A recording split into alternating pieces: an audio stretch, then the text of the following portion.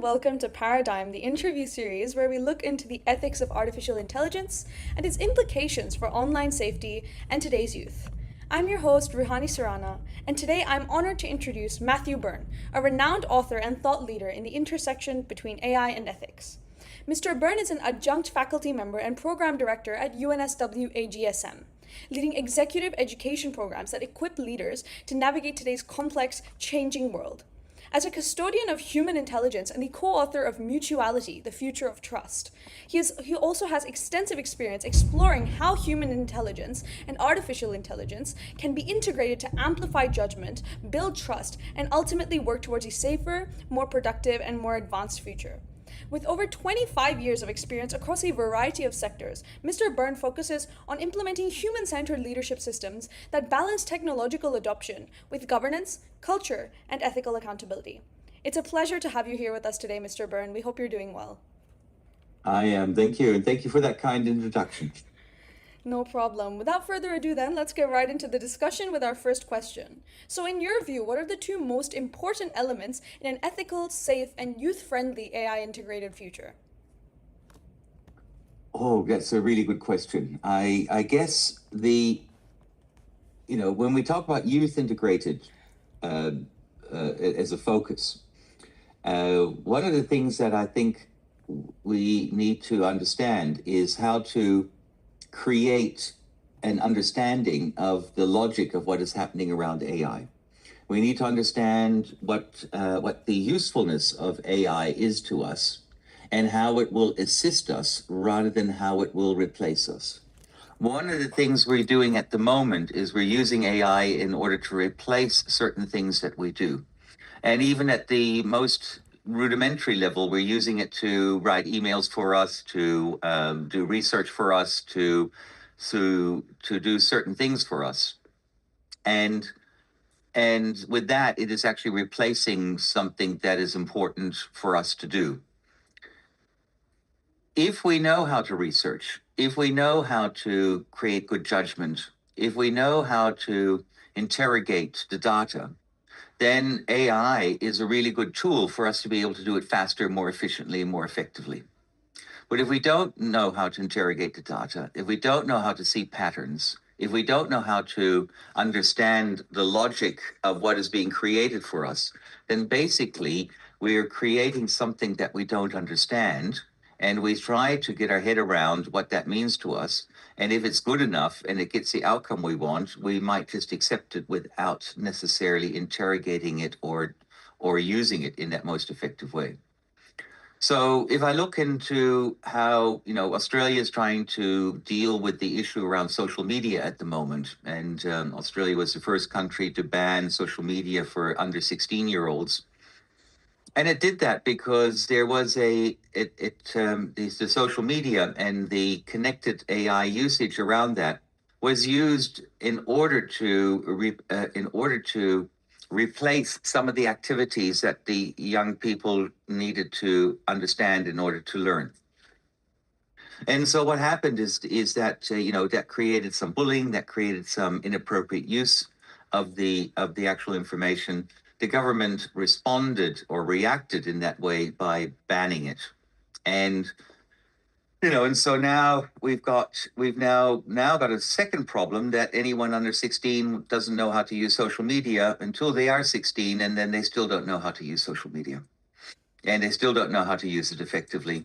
And for me, that's just like when we think about this, like, when we talk about drugs or we talk about alcohol, in Australia, you're not allowed to drink until you're 18. And so everybody at 17 has a fake ID. Everybody finds ways in order to game the system or to go around that system in order to achieve what they think is important to be able to achieve.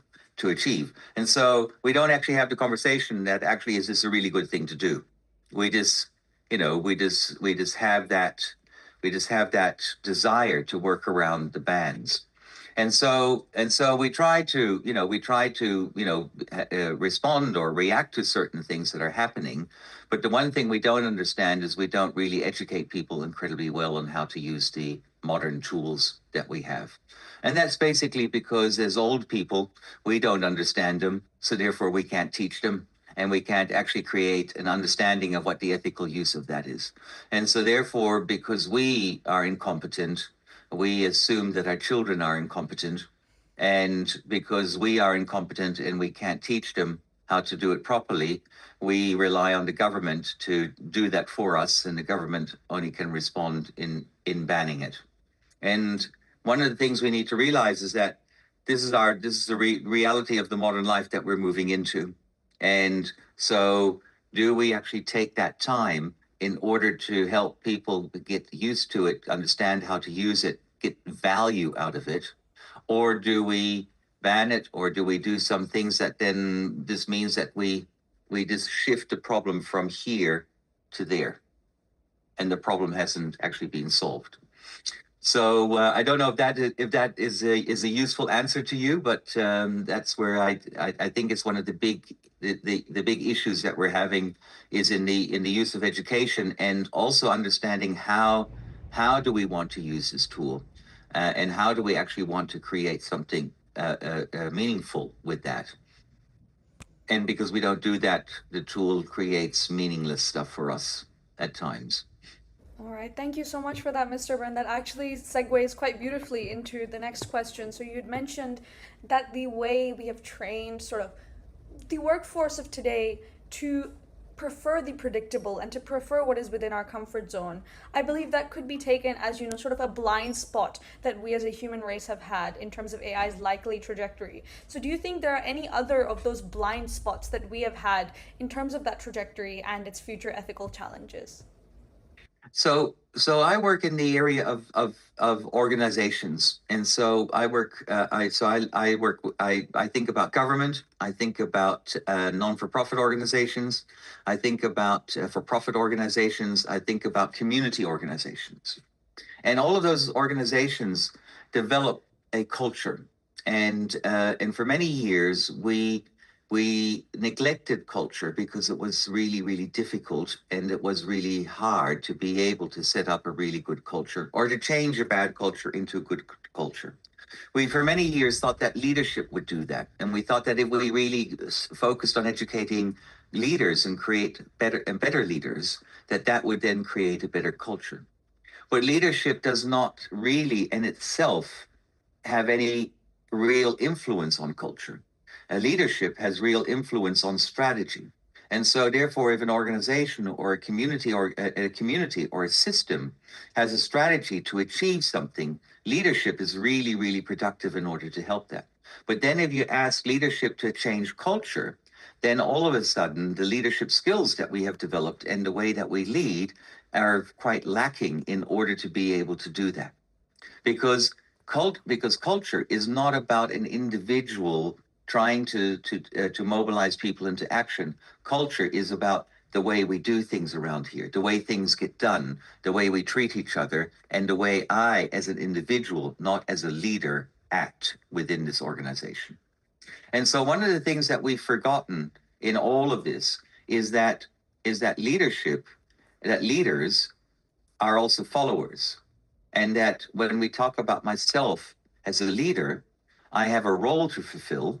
But if I think of myself as an individual contributor to the organization, I have a role to fulfill as well. And because we never focused on that, what is my individual's responsibility of the role that I fulfill, and we focus so much on leaders, our strategies have become better, but our culture hasn't become better. It's actually become worse in most organizations. Now, what AI does is that if you introduce AI into the organization, it then amplifies whatever that culture is. And so if you have a culture that has low trust, where nobody trusts each other, where everything is done in a command and control way, then what will happen is that the AI, if you introduce that, will amplify that. It will amplify all the weaknesses that you've had, all the bad management decisions that you have made, and all of the things that you should have, would have, could have done in order to achieve a better outcome. Now, I think that has been for many years what I call lazy management and lazy leadership, and now we've got senior leaders who are going to all of a sudden be faced into their their bad work, and they're probably not going to like what they see. And because AI is going to amplify that culture, and if it's a good culture, it will amplify that, and it will make will make a organization more successful. But if you have a bad or a fractured culture, it will highlight that more, and put the organization into more peril and to more destructive behaviors that sit within the organization. One example of that is in the area of failure. Some cultures and organizations don't allow failure, or they don't reward failure, or they don't, or people that work in there know that if they fail, they are in trouble in that organization, and so they will do anything they possibly can not to fail. Now, the reality is that we fail more often than we do succeed. And so therefore, the aspiration of not failing is an unachievable aspiration.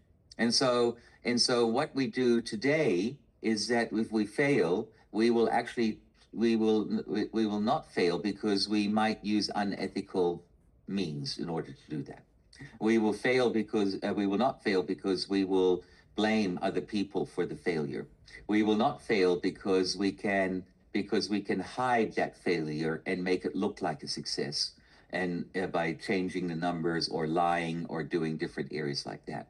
And that seems to be more acceptable than being able to deal with the failure and actually turn that failure into success at a later stage. And so if that is the case, then AI is basically going to amplify that, and actually put the culture into a position where it actually cannot respond to that anymore. Sorry about that, everyone. We did unfortunately face some technical difficulties with the recording software.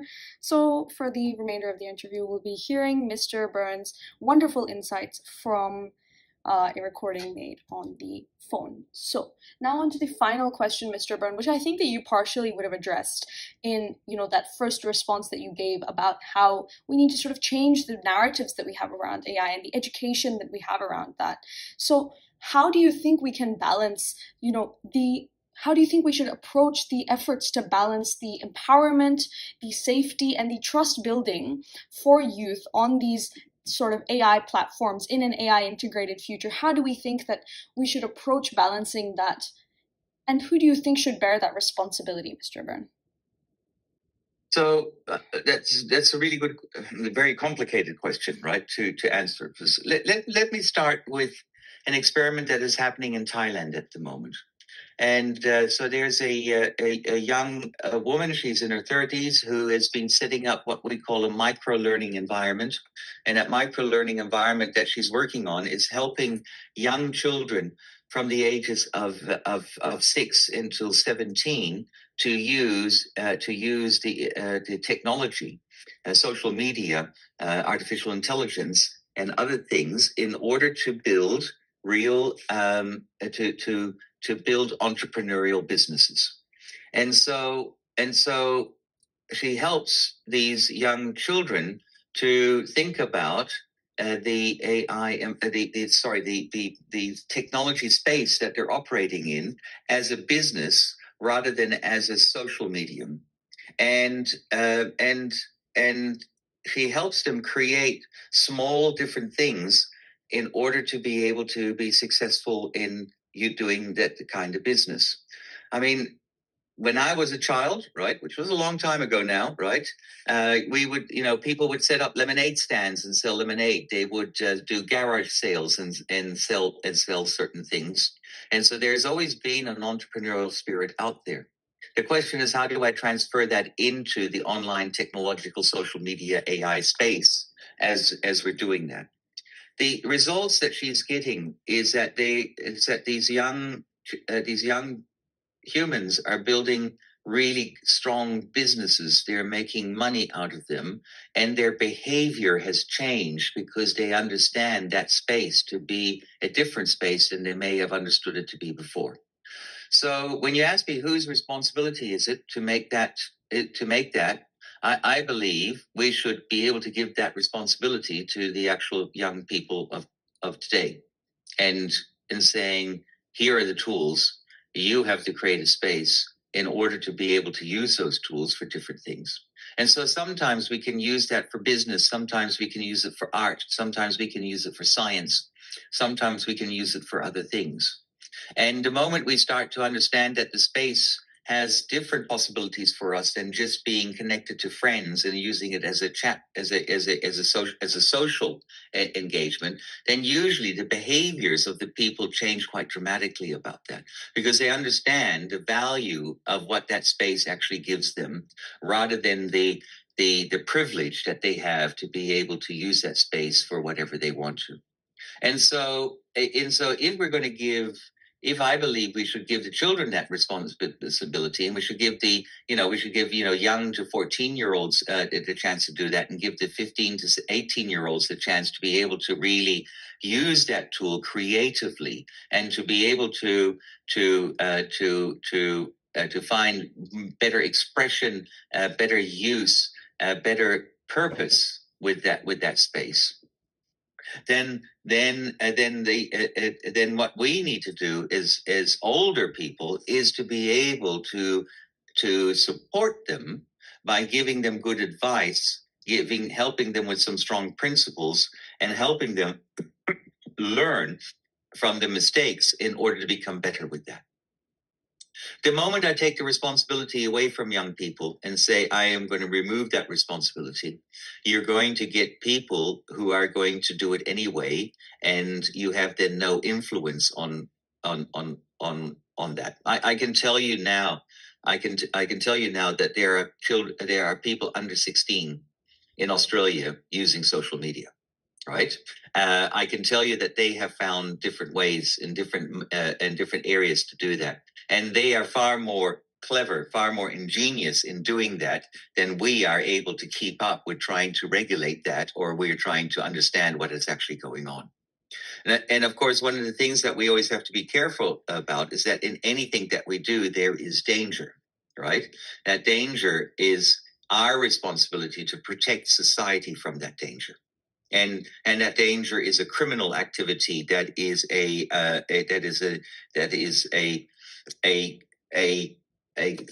an anti-social, anti-standards behavior that takes place. And so we understand that in criminal behavior, there's fraud, there's pedophilia, there's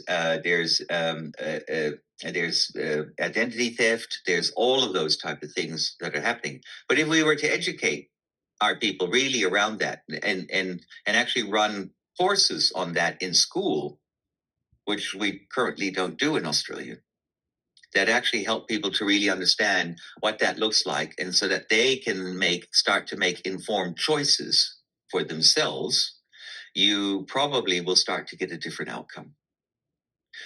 Any other way, I believe, will just create the counter. It will just create will create a usage that is done in rebellion to that, rather than in concert with that. And so I can go back to any kind of prohibition that has existed in the world over periods of time, and I can tell you that those prohibitions have done more bad things than they have done good things. They have enabled a whole new area of crime to emerge. At the moment, we are trying to regulate people smoking in Australia by making the cigarette prices really, really, really expensive. Right? We're not banning it yet, but we're one step away from banning it by making them unaffordable. Then all of a sudden now you can, and so therefore a packet of cigarettes costs about $80 at the moment. Now in Australia, you can buy packets of cigarettes for $10, $15, $20 because they've been illegally smuggled into Australia. And they are sold through tobacconists who are buying these illegal cigarettes and selling them. And there's a whole new movement that has started there of illegal sales of cigarettes. These cigarettes aren't small, right? So, I haven't seen anyone. All the people I know who are smokers are smoking these cigarettes. So So there's containers, big ships full of these cigarettes arriving in Australia that are getting through our customs, that are getting through our police, that are getting through all of these other areas. And so therefore, what the high price strategy isn't working because it's a form of prohibition that doesn't work. Our banning of under 16s may not work because they will find other ways in order to break the system. And so we need to make that system flexible enough to allow the people to learn and grow within that system and give them support and protection as they take responsibility for their actions. All right. Thank you so much, Mr. Byrne, for a wonderful closing question. And thank you so much for all of your insights throughout the interview. This has been Paradigm, everyone, the interview series where we talk about the ethics of artificial intelligence and its implications for online safety and today's youth. This has been Mr. Matthew Byrne. Thank you so much for your time and for your wonderful insights. Thank you very much. And thank you for inviting me. Thank you so much.